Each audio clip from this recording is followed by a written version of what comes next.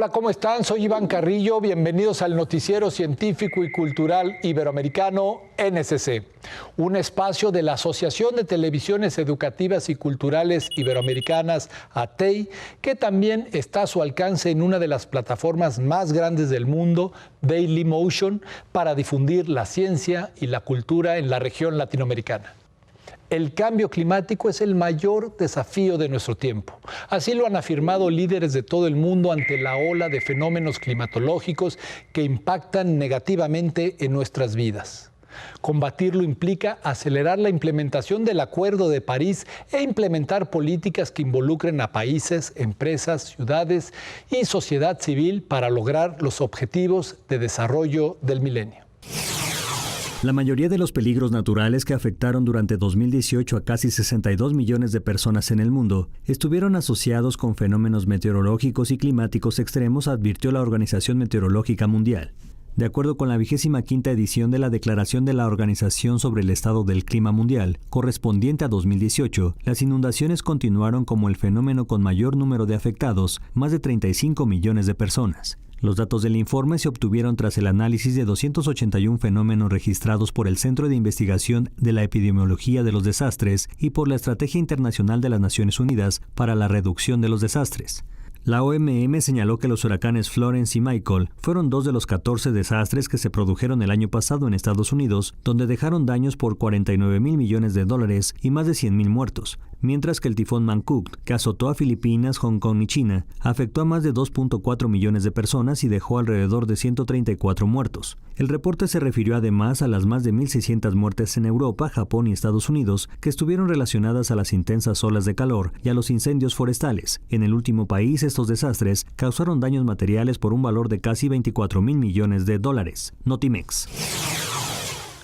La producción del muy valorado aceite de oliva italiano podría estar en riesgo. La causa, una bacteria. Como si se tratara de una peste, una cepa muy particular ha transformado los campos de olivo en auténticos parajes de la desolación. Los investigadores intentan adaptar los árboles a la nueva realidad.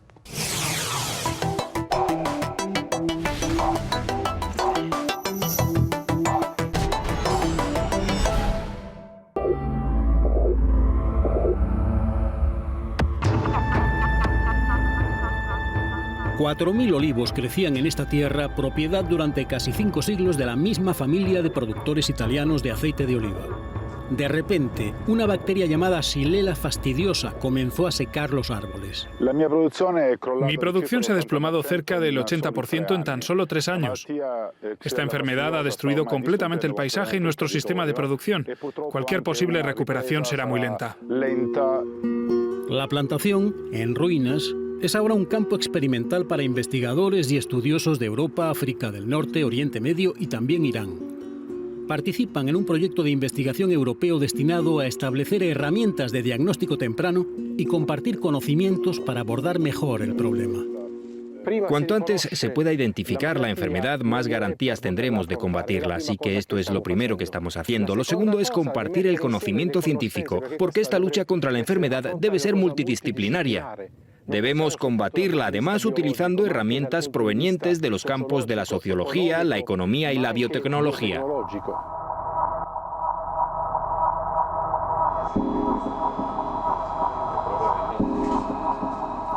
La bacteria se transmite principalmente por los insectos de árbol a árbol. Los investigadores primero tuvieron que identificar y definir el patógeno, y eso fue un reto. Es una bacteria que coloniza y actúa exclusivamente dentro de los vasos de la madera. Bloquea el agua y las sales minerales que van desde las raíces a las hojas. Todo sucede exclusivamente dentro del árbol. Esto hace que esta enfermedad sea tan difícil de tratar. La enfermedad hasta el momento no ha conocido cura. Las herramientas y aplicaciones de diagnóstico temprano para el seguimiento de patógenos se han desarrollado y se están probando para evitar su expansión. Los investigadores miran hacia adelante y se centran en la prevención. La bacteria ahora se considera endémica en las regiones afectadas. Eso significa que ya no es posible erradicarla. Debemos aprender a vivir con ella, desarrollando plantas que sean resistentes o que muestren una baja susceptibilidad a la enfermedad. Este invernadero cuenta con 23 variedades de olivos potencialmente resistentes al patógeno. Actualmente se estudian otras 500 variedades en campos experimentales. Los investigadores muestran algunos progresos. Ya hemos identificado 2 variedades que son resistentes a la enfermedad, conocidas como lechino y favolosa. Pero esto es solo el comienzo, ya que nuestro objetivo es encontrar más variedades que sean aún más resistentes. Estas variedades potencialmente resistentes se injertan en los árboles afectados para un seguimiento más cercano.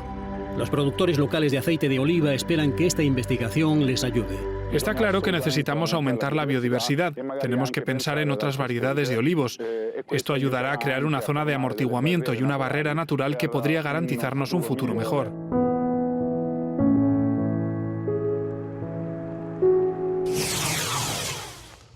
Sin duda, el factor más importante en la prevención de desastres y en la conservación de la naturaleza se debe basar en el conocimiento aplicado en estrategias bien planificadas. Esto implica la capacitación de agentes que puedan implementar las acciones. La siguiente iniciativa apunta en esta dirección.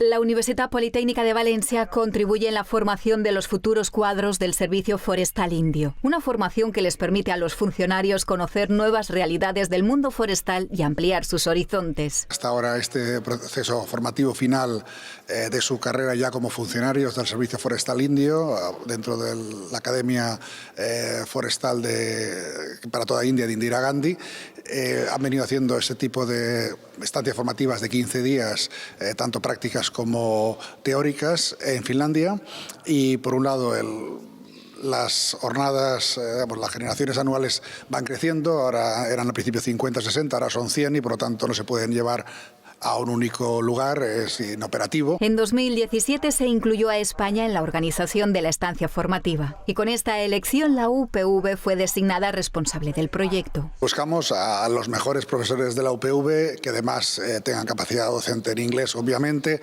que estén en contacto internacional y de temas que puedan ser de interés. Concretamente estamos tratando los temas de bosques y agua, tanto en la perspectiva de restauración ecológica de ríos y su biodiversidad, como la interrelación que hay entre la gestión forestal y los recursos que se drenan en las cuencas al freático. El grupo que ha visitado la Politécnica de Valencia, integrado por cerca de 50 profesionales, recibe formación durante 2 semanas en distintos centros españoles e incluye jornadas teóricas y prácticas. Es esa combinación de contactos institucionales, perspectiva internacional para ver qué realmente les puede ser de utilidad y por otro lado la propia oferta docente y también la operativa. La estancia formativa del grupo finalizará en Roma con un intenso programa en la Organización de las Naciones Unidas para la Agricultura y la Alimentación, la FAO, donde se presentarán las diferentes actividades en el ámbito forestal de la organización. La escena se ha vuelto de lo más cotidiana. Mesas de restaurantes y espacios de convivencia en donde los adultos conversan entre ellos y los niños de diversas edades se aíslan a través de sus dispositivos electrónicos. Se trata de un síntoma que, con justa razón, ya genera una preocupación grande entre padres y educadores. La tecnología continúa en crecimiento y su uso es casi indispensable para algunas personas, ya sea por trabajo o entretenimiento. Sin embargo, en la actualidad también se ha observado un incremento de niños que adoptan el uso de la tecnología a edades mucho más tempranas que las recomendadas por la Academia Americana de Pediatría. Y no hay nada malo en que un niño utilice un celular, una tableta o disfrute de un videojuego, solo que la moderación de tiempo y la supervisión de los padres o cuidadores es fundamental para evitar consecuencias negativas en su desarrollo físico y emocional. Sabemos que nuestros niños, y los estudios lo dicen, utilizan de 4 o 5 veces más el tiempo y ese equipo. Por ende, ahí es como padres y profesionales, pues nos preocupa. No nos preocupa el uso, nos preocupa el uso desmedido de este equipo. La Academia Americana de Pediatría recomienda que los niños de 0 a 2 años no hagan uso de celulares, tabletas ni videojuegos, mientras que aquellos que tienen entre 2 y 5 años no deben excederse de 1 hora al día. Una vez cumplidos los 5 años, la Academia señala que se les puede permitir el uso de estos dispositivos hasta un máximo de 2 horas diarias. Pero ¿cuáles son las consecuencias a nivel físico que podrían tener los niños que pasan prolongados periodos de tiempo conectados a celulares, tabletas o videojuegos? Te predispone a obesidad. Otro problema grande es que los niños que se excitan mucho por estos juegos, específicamente o televisión a horas tardías, pues duermen menos. Y los niños que padecen de insomnia, pues no tienen una buena ejecutoria escolar.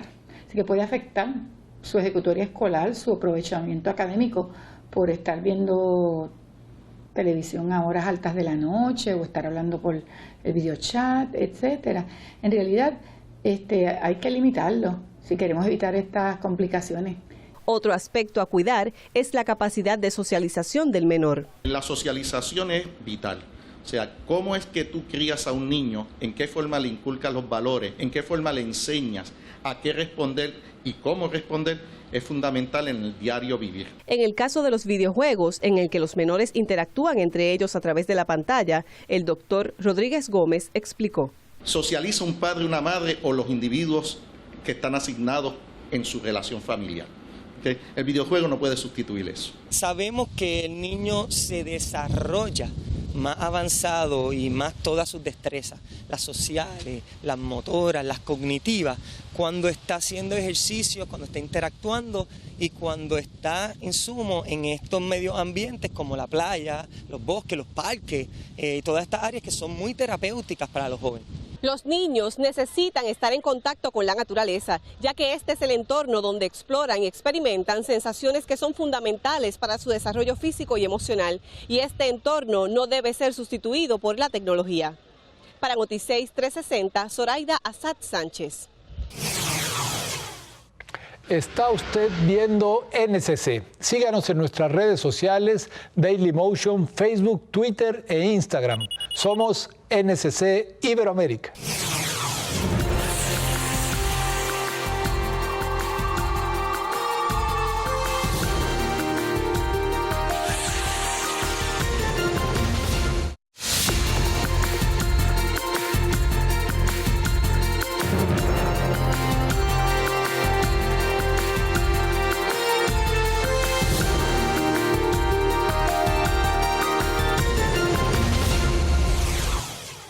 Las antiguas civilizaciones utilizaron la arena, el agua, el fuego y el movimiento del sol para medirlo. En la actualidad, los más precisos se basan en frecuencias de resonancia atómica para funcionar. En efecto, me refiero al tiempo, tan cotidiano en nuestras vidas que a veces no hacemos más que pensar en él. Una interesante colaboración entre científicos y relojeros en México permitió reproducir un viejo experimento y ponerlo al alcance del público. Veamos.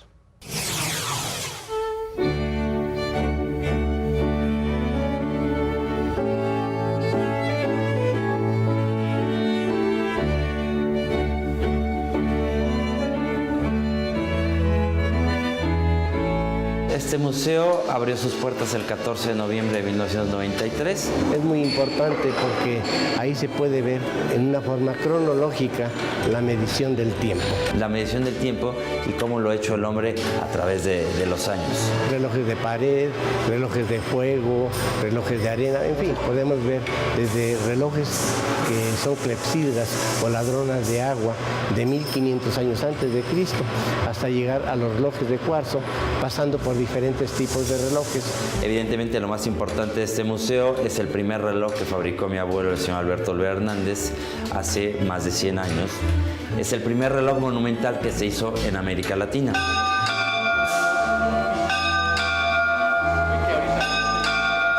Este experimento es reminiscente del experimento de Christian Huygens, que fue, digamos, el primer científico que descubrió el fenómeno de sincronización, en una estructura muy parecida, que consiste en dos relojes de péndulo, los cuales están acoplados a través de una estructura flexible.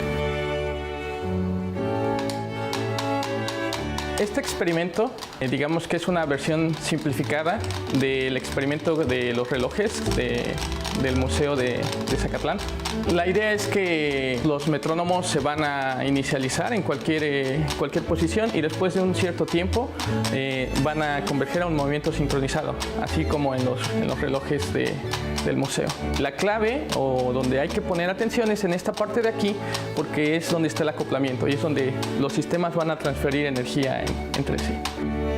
La comunidad de relojeros, las personas que se dedican a producir relojes, específicamente de péndulo, había como esa inquietud de poder sincronizar los péndulos de los relojes. Lo que ellos podían sincronizar era que los relojes marcaran la misma hora, pero no que los péndulos oscilaran de manera sincronizada. Creo que es como brujería. En el caso del experimento de Zacatlán, se hizo con relojes y con una mesa de madera. En este caso, el experimento se reproduce con metrónomos y con una estructura flexible.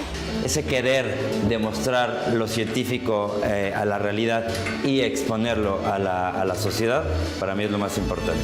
En el aspecto científico, en el aspecto de investigación, el estudio de este fenómeno de sincronización es un tema muy relevante. El fenómeno principal que se da en un péndulo mecánico se reproduce prácticamente de manera idéntica o similar desde un punto de vista cualitativo en otro tipo de sistemas. Los desarrollos teóricos que podamos obtener creemos que pueden ser usados posteriormente en otras áreas donde es muy difícil encontrar un modelo, por ejemplo en sistemas biológicos. Los actuales sistemas de ingeniería requieren actualmente la participación de varios sistemas para que coordinadamente realicen una tarea, que estas cada vez son más complejas, ¿no? En la industria de la manufactura o en cuestiones de comunicaciones, etc. Tiene muchas aplicaciones en lo que son líneas de producción, los robots ensambladores que tienen que realizar una tarea coordinada, tienen que realizar la misma tarea, 2 o 3 robots, entonces ahí tiene muchas aplicaciones. Creo que un objetivo muy importante de nuestro quehacer científico es la expansión, la difusión del conocimiento que uno genera. Y que aparte no se demuestra y ya está, al final está en un lugar público que la gente viene a visitar. Qué mejor, al final de cuentas, que un museo. Después de China, Estados Unidos, Alemania e India, España es el país con mayor capacidad de generación de energía eólica o a base de aire. Esta capacidad, producto de visionarios que supieron anticipar la nueva realidad en el consumo de energía, se presenta como una gran oportunidad, pero también ha tenido que superar grandes retos. España es uno de los países pioneros en materia de energía eólica. Enrique Miranda fue uno de los primeros que vio una oportunidad de negocio en un pequeño pueblo de Navarra. El proyecto es del año 1995 y se terminaron como en el 98 por ahí. Los 13 generadores eólicos llevan produciendo electricidad desde hace 20 años y también suponen una buena fuente de ingresos para los habitantes de Undiano. El polideportivo del pueblo se financió precisamente gracias a las centrales. Porque eso nos permitió tomar un préstamo en un banco y pagamos anualmente con el ingreso que nos produce los aerogeneradores que tenemos en nuestro terreno. La energía eólica tuvo un gran auge en España hasta 2012, pero la grave crisis financiera paró en seco a todo el sector. Solo en el último año el gobierno ha vuelto a reactivar las energías renovables. Si no, España no hubiera alcanzado sus objetivos en materia medioambiental. Una decisión que también se siente en Siemens Gamesa, el mayor constructor de aerogeneradores de España. Tenemos 15 fábricas en mercado nacional en España y tenemos una muy fuerte actividad debido a estas subastas de los años pasados. 300 empleados trabajan sin descanso aquí en Navarra para construir hasta 6 aspas de molino por semana. Tras los años de parón, hay que aprovechar el nuevo auge.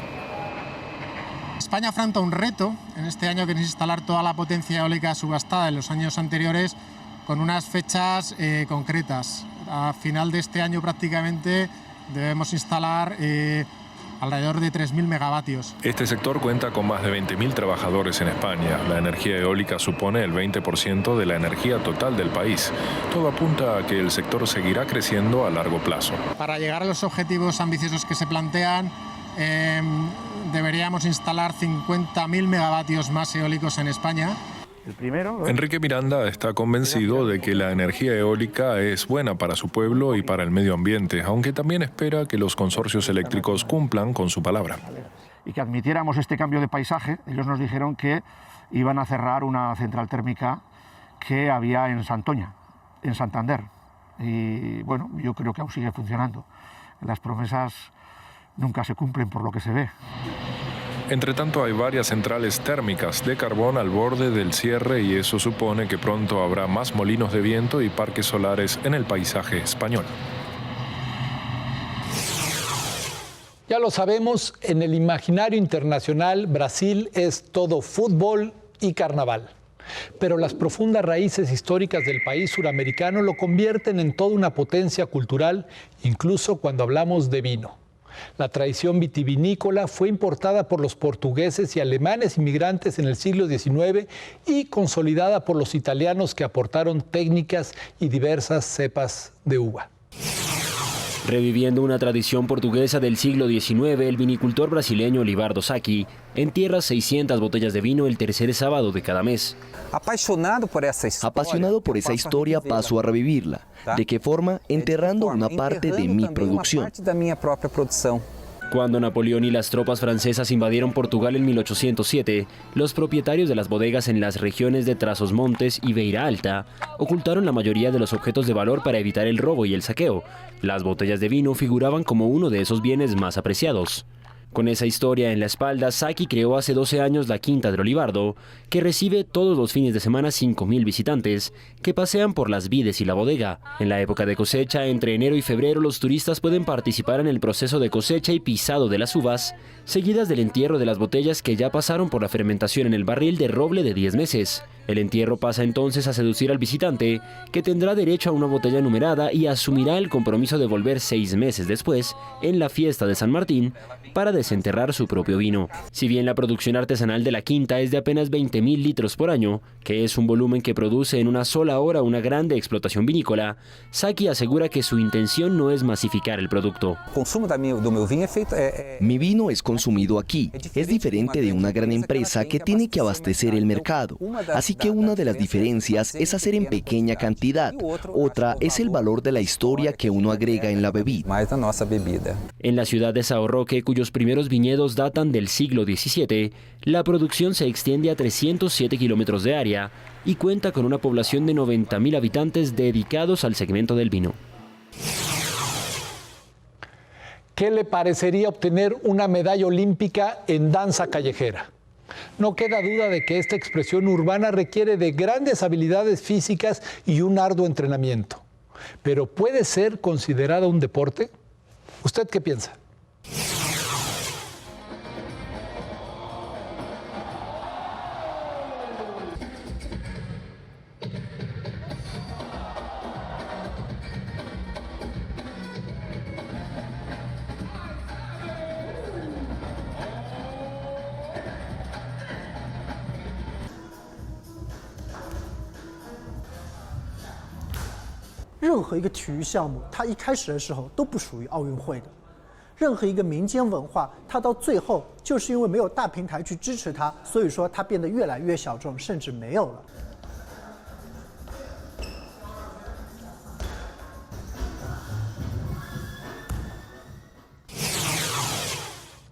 Gracias por acompañarnos en el Noticiero Científico y Cultural Iberoamericano NSC. Agradecemos a los socios de ATEI que a través de sus plataformas hacen posible este noticiero, al igual que a las agencias informativas AFP, EFE, Notimex, Xinhua, Euronews y Deutsche Welle. Soy Iván Carrillo, los invito a visitar nuestra página noticiasnsc.com y a utilizar nuestra aplicación. La próxima semana, más información científica y cultural.